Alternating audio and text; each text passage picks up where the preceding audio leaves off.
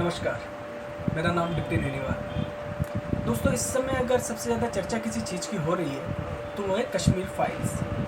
यह एक फ़िल्म है।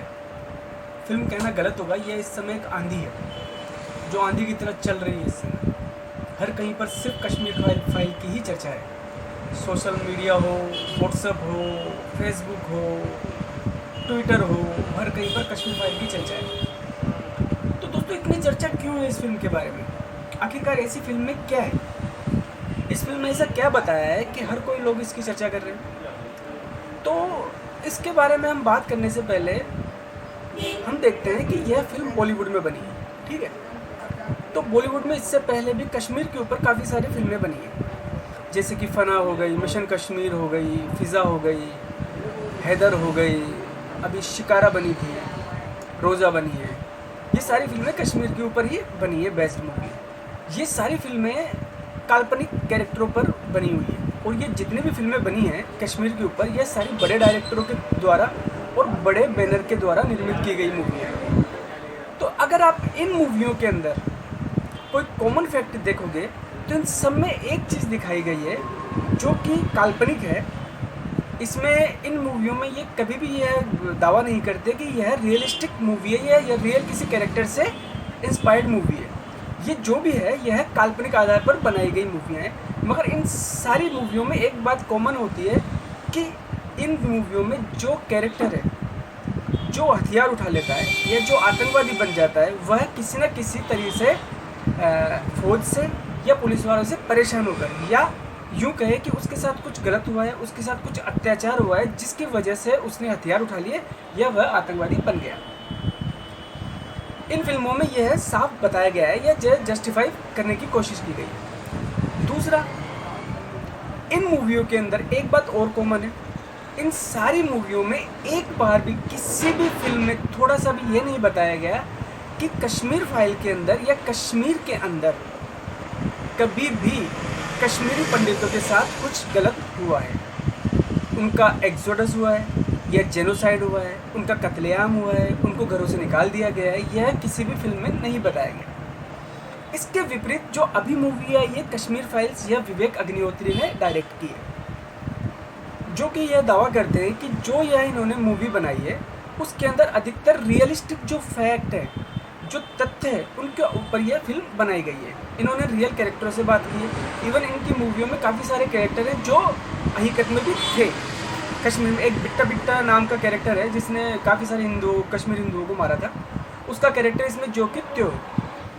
अब विवेक अग्निहोत्री ने इसमें जो मूवी बनाई है वह काफ़ी रिसर्च करने के बाद में, काफ़ी लोगों से बात करने के बाद में, और जो रियल फैक्ट्स हैं, जो सबूत हैं, उनके आधार पर यह मूवी बनाई है। मैं लगे हाथ ये भी आपको बताता चलूँ कि जो विवेक अग्निहोत्री है, उन्होंने इससे पहले, जब तक मुझे पता है, एक दो मूवी और बनाई थी, जैसे कि एक बनाई थी बुद्धा इन ट्रैफिक जाम। वो मूवी मैंने नहीं देखी। उसके बाद में जो लास्ट मूवी थी उनकी थी ताशकंद फाइल। शायद आपको पता नहीं होगा, मगर मैं आपको ये दावे के साथ कह सकता हूँ कि जो इस समय यह वीडियो देख रहे हैं उनको में से बहुत से लोगों को तो ये भी नहीं पता होगा कि हमारे लाल बहादुर शास्त्री हमारे प्रधानमंत्री थे। अगर कईयों को ये पता है कि लाल बहादुर शास्त्री हमारे प्रधानमंत्री थे, तो इवन ये तो नहीं पता होगा आपको कि लाल बहादुर शास्त्री की जो मृत्यु हुई है वह भारत के अंदर नहीं हुई, वह रूस के अंदर हुई थी, और संदिग्ध अवस्थाओं में उनकी मृत्यु हुई थी, और वो सारे फैक्ट के आधार पर बताया गया है। जब उनकी मृत्यु हुई और जब उनका शव भारत लाया गया, तब उनका पोस्टमार्टम भी नहीं किया गया, जबकि जानकार बताते हैं, तथ्य है सामने, कि जब उनको भारत लाया गया तो उनकी बॉडी नीली पड़ गई थी, उनकी बॉडी पर जगह जगह कट थे। ये सारी बातें मैं नहीं कह रहा, ये सारी बातें मूवी में बताई गई है बाकायदा तथ्यों के साथ, रिपोर्ट्स के साथ। और जब श्री लाल बहादुर शास्त्री की मृत्यु हुई थी तो जो डॉक्टर होते हैं, जो प्रथम में आके देखते हैं सबसे पहले, उनकी भी राय एक मत नहीं थी। वो इस मत पे एक साथ नहीं थे कि इनकी मृत्यु किस वजह से हुई है। उनकी जो राय थी वो अलग अलग थी। कुछ डॉक्टर बोल रहे थे कि इनकी मृत्यु इस वजह से हुई है, और कुछ ने बताया कि इनकी मौत जो हुई है वह दूसरे की वजह से हुई है। मतलब वो एक राय नहीं थी। उसके बावजूद भारत के अंदर उनके शव का पोस्टमार्टम नहीं किया गया। अगर आप ये मूवी देखोगे तो आपको पता चलेगा। मैं सिर्फ इस मूवी का रेफरेंस इसलिए दे रहा हूँ आपको, ताकि आपको पता चले कि जो विवेक अग्निहोत्री जो मूवी बनाई थी उन्होंने, वो फैक्ट के आधार पर बनाई थी, और वही फैक्ट उन्होंने कश्मीर फाइल्स में भी यूज़ किया है। अब बॉलीवुड की बात करें तो बॉलीवुड वालों में जो कश्मीर फाइल्स के लिए है, वह सांप क्यों सूंघ गया। जो बॉलीवुड के जो माफिया टाइप के लोग हैं, मतलब जो गैंग चलाते हैं, जो बॉलीवुड को चलाते हैं, उन लोगों को क्या हुआ, उनसे ना तो यह मूवी निगले जा रही है ना उगले जा रही है। देखो, खुलेआम तो वह विरोध कर नहीं सकते, क्योंकि अब तो देशभक्ति का सवाल है, देश का सवाल है, और फिर जनता को सबको पता चल जाएगा। खुलेआम विरोध करेंगे तो जो पब्लिक है वह उनकी वैसे ही दुश्मन बन जाएगी, तो उनकी मूवियाँ कोई चलेगी नहीं। तो इन लोगों ने काफ़ी बरकस कोशिश की कि पर्दे के पीछे से कि यह मूवी थिएटर में रिलीज़ ही ना हो, और रिलीज़ हो भी तो इसकी पब्लिसिटी बहुत कम हो, इसके प्रमोशन बहुत ज़्यादा ख़राब कर दिया जाए, या इसको कम स्क्रीन दी जाए।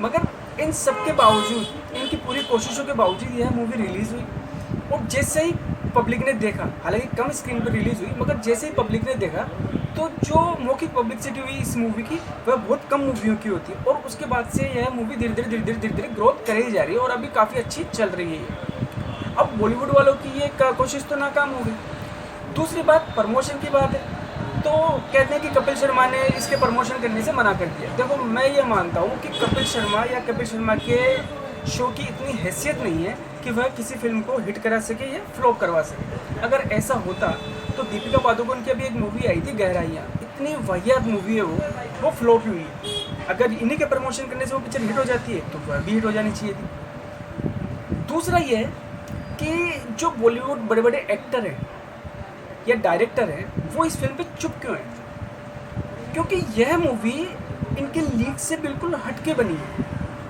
ये जिस धारणा पे चलते हैं कि कश्मीर में सब कुछ सही है, कश्मीर में सिर्फ एक ही प्रॉब्लम है, वो आतंकवादी की प्रॉब्लम है, उस पे चलते हैं। या तो यह जानकर के इस पे चलते हैं, या इनमें इतनी हिम्मत नहीं है कि मुखर होकर बात कह सके कि कश्मीर में कश्मीरी पंडितों की भी एक समस्या है। अब विवेक अग्निहोत्री ने ये समस्या ज्यों की त्यों रख दी।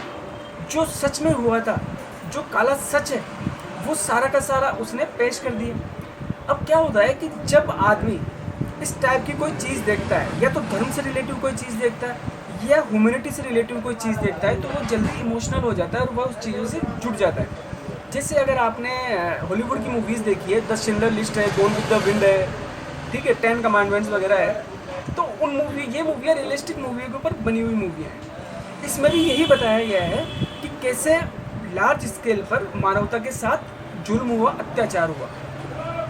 इस फिल्म में हमारी जो कश्मीर फाइल्स है, इसमें भी यही बताया गया है कि इतने लाख लोगों के साथ इतना अत्याचार हुआ, उन्हें काटा गया, मारा गया, बलात्कार किया गया, उन सबको घर से निकाल दिया गया। आप सोचिए कि रातों रात अगर आपको घर से कोई निकाल दे और रिफ्यूजी बना दे, तो आपके साथ कैसा बीतेगा।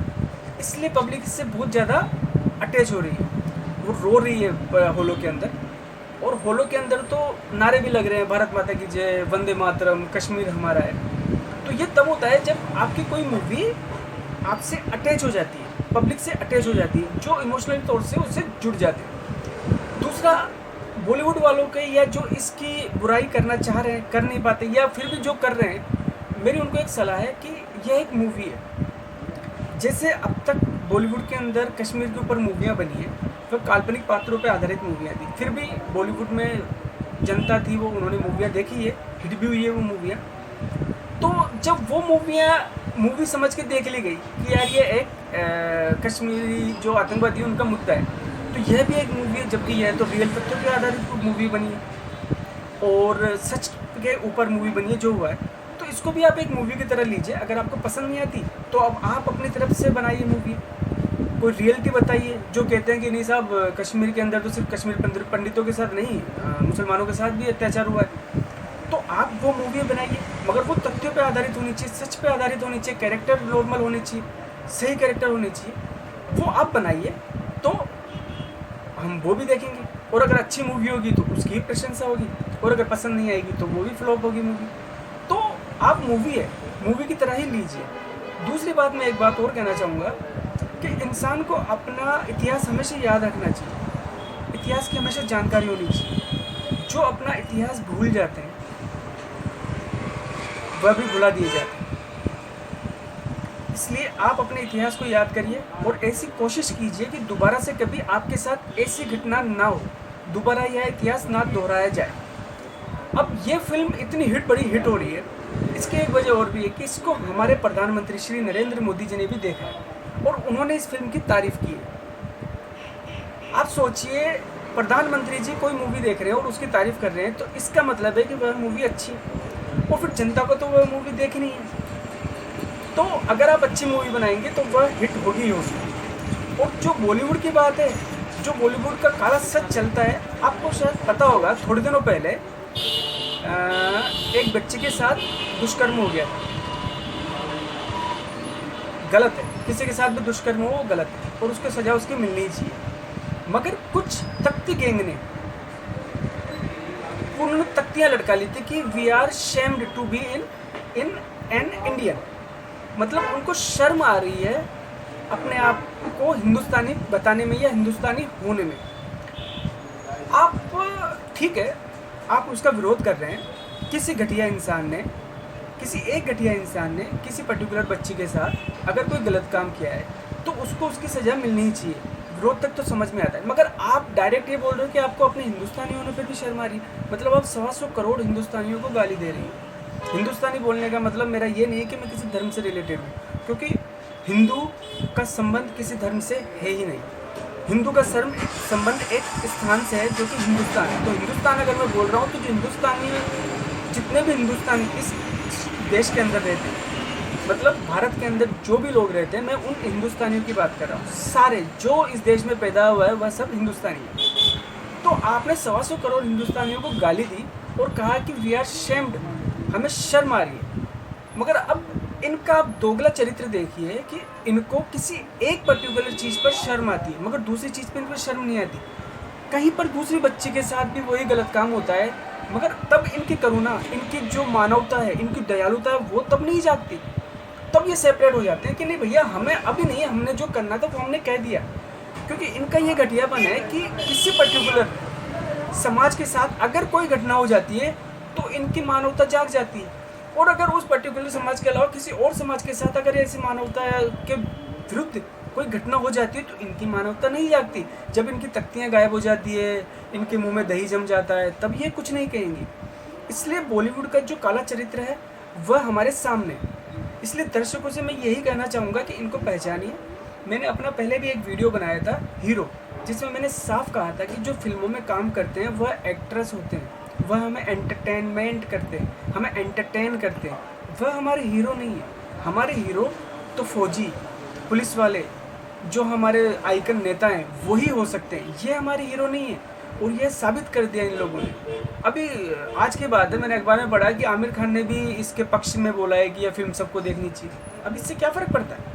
मतलब गंगा बह चुकी है, बह रही है ज़ोर से, अब आप उसमें हाथ धोने की कोशिश कर रहे हो कि चलो यार मैं भी कह देता हूँ, मैं भी इसके सपोर्ट में आ जाता हूँ। अब आपकी सपोर्ट की ज़रूरत किस है? अरे जिस मूवी को हिट कराने का जिम्मा खुद पब्लिक ने ले लिया हो, अब आपकी ज़रूरत अब किसी को नहीं है। आप बड़े बोलो ना बोलो, उससे कोई फ़र्क नहीं पड़ता। आप अपनी फिल्म की तैयारी कीजिए, लाल सिंह चड्ढा की, जो कि हॉलीवुड की मूवी की रीमेक है, वो नकल है उसकी। रियलिटी मूवियाँ तो आप बनाते ही नहीं हैं, आप सारी फिल्में नकल ही बनाते हो। चाहे गजनी ले लो, चाहे और कोई मूवी ले लो, आप सब नकल ही बनाओगे, रियलिस्टिक मूवियाँ नहीं बनाओगे आप। खैर वो इनकी मर्जी है।